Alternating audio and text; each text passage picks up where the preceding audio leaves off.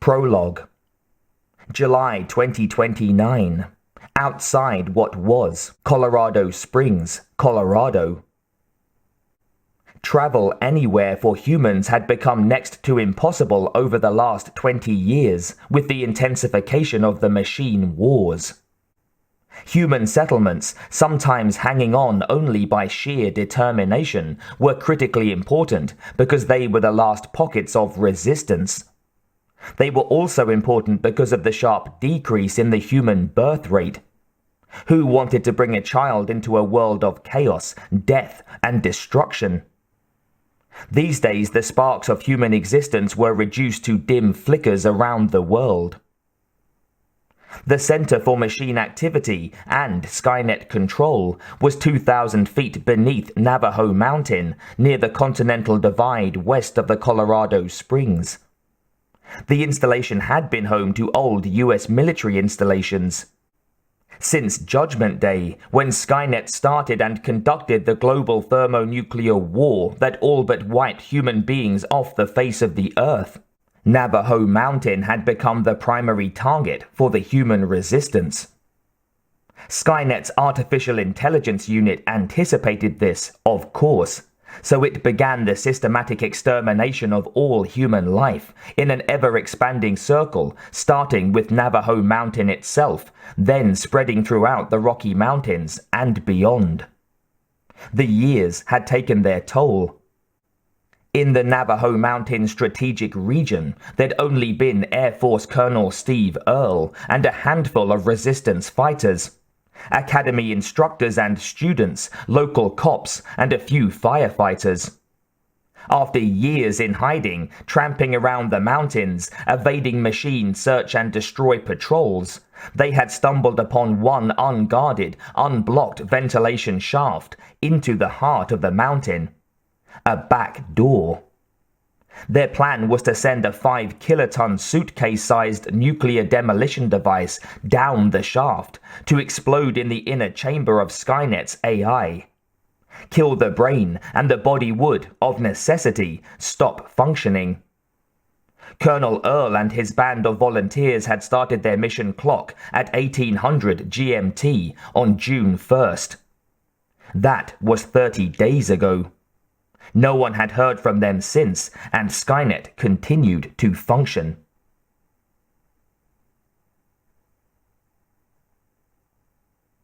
Lieutenant Joel Benson, 1st Resistance Rangers Special Incursion Unit Red 1, pulled himself the last few meters to the top of the rocky ridgeline.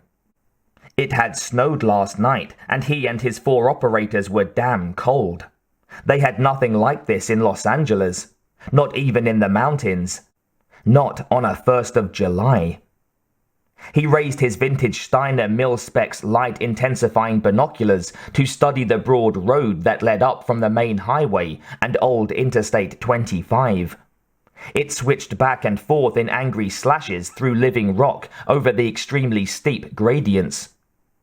Human engineering, Benson thought bitterly. There wasn't much of that these days. No bridges were being constructed, no new dams, new airports, new ocean liners. There was only destruction. He could smell death and decay deep behind his nostrils, taste it at the back of his throat. It was everywhere. Benson scoped the access road, following it to the massive traffic jam that Colonel Earle had described for them. When Skynet closed the blast doors and word started to get out about what was happening, those personnel who were caught on the outside tried to get away from what they figured would be ground zero. Skynet had anticipated that.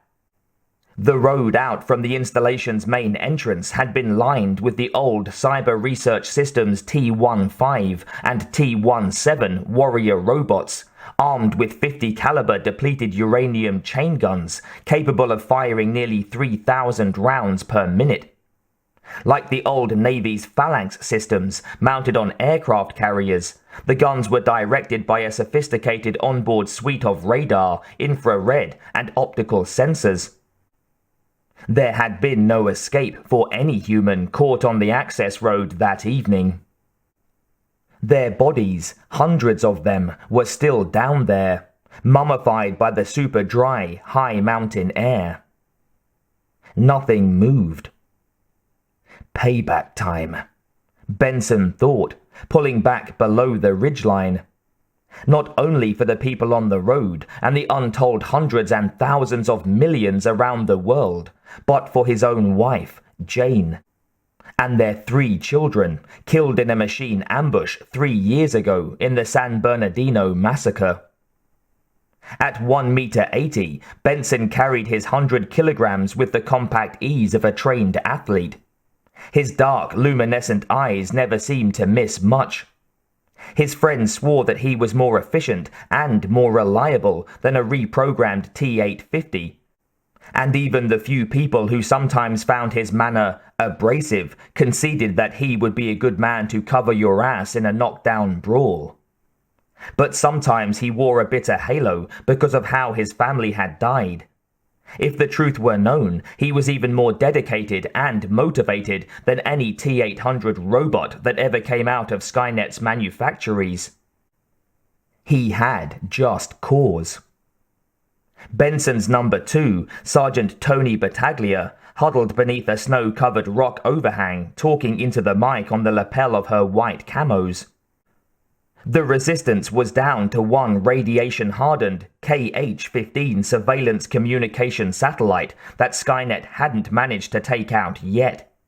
They used a forward scatter encryption program that was so crude and so old that so far as they knew, the machines had not yet been able to break it. No one thought that the situation could last much longer, though Benson personally felt that Skynet simply did not care. It was a supreme gesture of arrogance. "Looks like we're in the clear," Benson told her. "No ground-based defense towers that I could see, and no HKs in the air." HKs, or hunter-killers, were helicopter-like machines that had been designed by CRS in California for one purpose, and one purpose alone: to detect and kill human beings, whenever and wherever. They were fully automatic and damned difficult to bring down. Everyone gave them a great deal of respect. Tony relayed the information to Home Plate, the Resistance's headquarters deep underground in what had been Beverly Hills. She had lost her husband and one child in the San Bernardino battle, and like Benson, she was having trouble regaining her capacity to love again. But also like Benson, she had thrown herself into her work. Tony held her earpiece closer. She looked up. "John wants to know if we've been spotted." "Apparently not, but tell him that we haven't seen any sign of Steve or his people either." She nodded and spoke softly into the mic. She looked up again. "When are we making incursion?" Benson glanced at his watch. "It'll be dark in an hour. We'll head to the other side now. It'll take at least that long to get over there." She relayed his message. "John says, kick some machine ass." Benson had to smile. It wasn't exactly religion, not in this day and age, but it was as close as many of them could get. Corporals Simon Anders and Bill Taggart trudged up the steep ravine with Dr. Donald Hess, their machine systems and programs expert, from where they had finished camouflaging their Humvee from detection by a chance flyover of an HK. Their M28 assault rifles were slung over their shoulders, barrels down. They were bright kids who had grown up after the blow-up, never knowing the old life. Traveling across country all the way from Los Angeles to Colorado, across the deserts and over old mountain pass roads at night, had been an exciting adventure for them. Before now, they'd never been more than 20 miles from where they were born. But they were highly trained and very efficient killers of machines, not people. "Everything's covered?" Benson asked. "We packed snow against the muffler and tailpipe and piled the hood," Hess assured him. "No heat signature." Benson nodded. Hess was an egghead who looked like a blonde surfing bum from another era, but he was well liked. He was smart, but he wasn't afraid to get his hands dirty. Like just about every human left on Earth, he had lost someone close to him. He had cause. "Okay, people, let's move out. We have a job to do," Benson said. He hefted the nuke's 20-kilogram physics package, slung it over his shoulder by the straps, and headed across the face of the ridgeline on a path that would eventually take them to the broad rockfalls on the far side of the mountain. It was where Steve and his people had discovered the shaft. It was also Colonel Earl's last known position before communications abruptly ceased. An ominous silence hung over Los Angeles. For the past 3 days, there had been almost no machine activity in any sector. Everyone was glad for the respite, but no one was happy. Especially not John Connor, who, along with his headquarters staff, had stuck it out in the comm center to monitor Red One's progress to Colorado. With Skynet's AI destroyed, the war would be finished for all practical purposes. It would just be a matter of mopping up the stray machines programmed for limited independent action. "Home plate, Red One. We're coming up to the base of the North Ridge," Tony radioed. Her encrypted voice sounded flat, emotionless, but John and the others could hear that she was out of breath from the altitude. "Copy that," he replied. "Still no signs you've been detected?" "Negative, home plate. It's been real quiet so far." Just like here, John thought. He brushed back a strand of graying hair. It was an unconscious gesture that he'd had since he was a kid. Of medium height and build, he was an unremarkable-looking man who'd never once considered himself the savior of mankind, and certainly not a hero. You just did what you had to do. His mother had taught him that lesson. His instincts wanted to pull Benson and his people out of there right now, but the prize was simply too great for that. They had to push on. They had no other choice.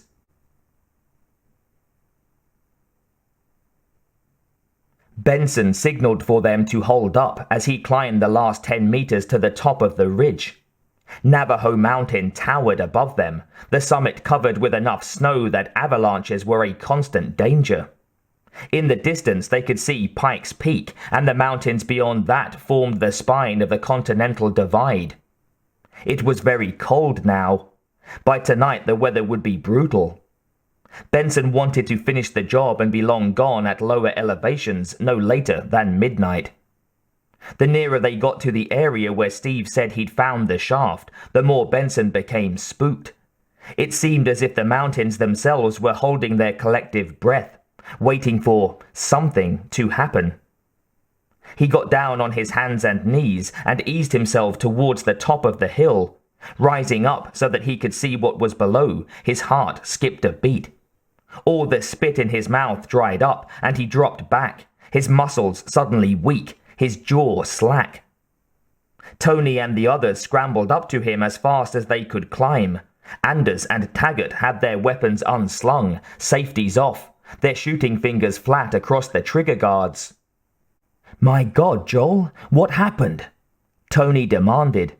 "Are you okay? What is it?" "There's hundreds of them down there," Benson said.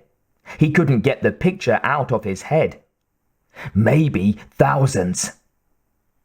The others crawled to the top of the rise and looked over to the other side. Benson took out his Steiners and joined them. "Nothing's moving so far," Hess said in a hushed tone. "What the hell does it mean?" Anders asked, but no one thought he expected an answer. Leastways not at this moment. For millions of years, avalanches and weathering had caused massive rockfalls down in a broad valley that swept dramatically up towards the summit.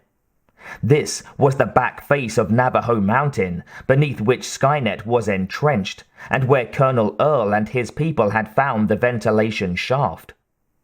But at the bottom of the rockfall, spread out for a kilometer, or possibly farther, were tens of hundreds, maybe tens of thousands, of gleaming metallic bodies. T-15s and T-17s, along with hundreds upon hundreds of T-600s and T-800s. They were piled in jumbled heaps, in some places in mounds 50 meters or higher. The raw power the junkyard represented was awesome. Benson handed his binoculars to Hess. "What do you make of it, Don?" Hess studied the graveyard for several long minutes, humming something to himself, some toneless melody that was actually Tchaikovsky's violin concerto in D minor with a full orchestra in his head. He always listened to that concerto when he was thinking. He dropped back, a serious, worried expression on his face. He shook his head as if he had come to a conclusion that he didn't like, and then looked up at the others. "We'd best call this in to John, and then get the hell out of here." He glanced up at the deepening sky.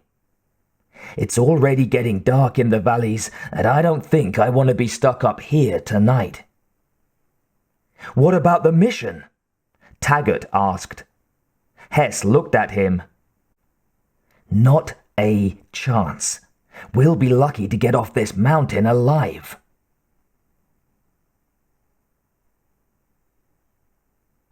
"Home plate, Red 1, this is Don Hess. Is John there?" Connor keyed the mic.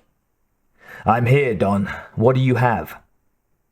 "We've got big trouble coming our way. We're near the bottom of the north slope. We came across a junkyard filled with T-15s and 17s, along with a lot of T-600s and T-800 models. Maybe a kilometer across, piled high. They're discarding their old models." Connor looked at the others gathered in the bunker's comm center. "We've been expecting that. What's the problem?" "There's more than that down there. I spotted T-1000s, a bunch of them, and I do mean a bunch." The significance of what Hess was reporting hit everyone in the command bunker at the same time. Connor's breath caught in his throat. "They're pumping out a new model." He radioed to Hess and the Colorado team. "Something to replace the T-1000s. Something so good that Skynet can afford to discard everything else." "That's what I figured." Hess was cut off. Someone screamed, and then the radio went dead.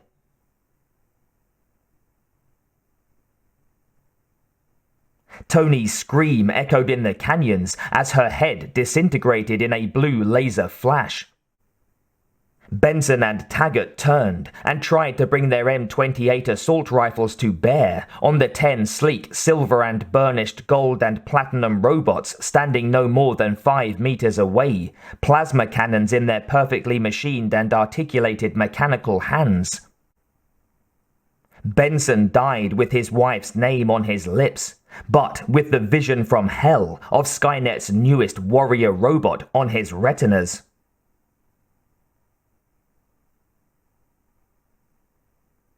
John Connor's wife closed her eyes for a moment, as if she could somehow blot out what she knew was happening on the north slope of Navajo Mountain. "We'll continue monitoring their frequency," Connor said. "Doesn't matter, sir," the young comms tech said, looking up. "Our satellite is down." Connor's wife opened her eyes and shook her head. "We have to send another one back." She looked inward and shuddered. "A T-850. "They'll send a machine," Connor said. "One of the new ones." "We don't have anything better." Connor lowered his eyes. His wife was right. There was nothing else they could do. They had run out of options. Skynet's AI was an absolute marvel of human-machine science and engineering. First stumbled upon by Cyberdyne's Miles Bennett Dyson, the computer's main central processing units used quantum effects chips. Until then, computers were powered by chips composed of millions of transistors. Computing the old way was done in binary system, ones and zeros, ons and offs. With the QE brain, in which 10 to the power of 54 computations could be made each second, quadrillions of switching positions were possible, many of them simultaneously at each quantum level.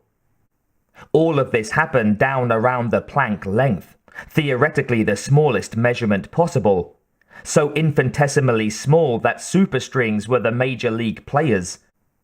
Strange 10-dimensional building blocks that were more than 1,000 billion times smaller than a single proton in the nucleus of a hydrogen atom.